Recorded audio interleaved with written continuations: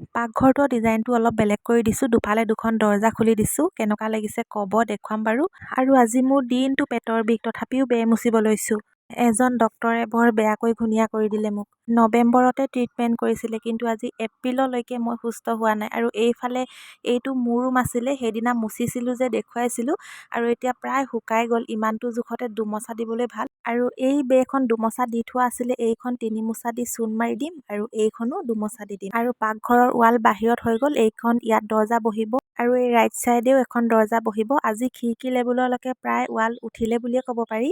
আৰু এই ঠাইখিনিতে ডাইনিংখন থ'ম, আৰু ইয়াতে আৰু এখন দৰ্জা হ'ব। মানে টিউবৱেলটো আমাৰ পাকঘৰৰ পিছফালে বহাই দিম, যিহেতু আগফালে টিউবৱেলটো হ'লে ইমান অসুবিধা, চোতালতে টিউবৱেলটো, সেইকাৰণে পাকঘৰৰ পিছফালে টিউবৱেলটো যদি হয়, আৰু এই চকীখনৰ ওচৰতে গেছটো থাকিব, বহুত সুবিধা হ'ব। আৰু সেই বেৰৰ ফাকেদি চুকটো যে দেখিছে, এই চুকটোতে চৌকাটো বহাই দিম, আৰু এইখন বাহিৰলৈ যোৱা দৰ্জা হ'ব। মানে মাৰ কাৰণে সেইকণ সুবিধা কৰি দিছোঁ, মানে ওচৰতে টিউবৱেলটো হ'লে মানে পানী দুনি আনিবলৈ কষ্ট নহয়। আৰু এতিয়া প্ৰথমে মই এই মুখৰ ৰুমৰ এই অকণমান থাকি গৈছিলে দুমোচা দিবলৈ, বেমাৰৰ কাৰণে ৰখি যোৱা হৈছিলে, এইকণ মচি লওঁ।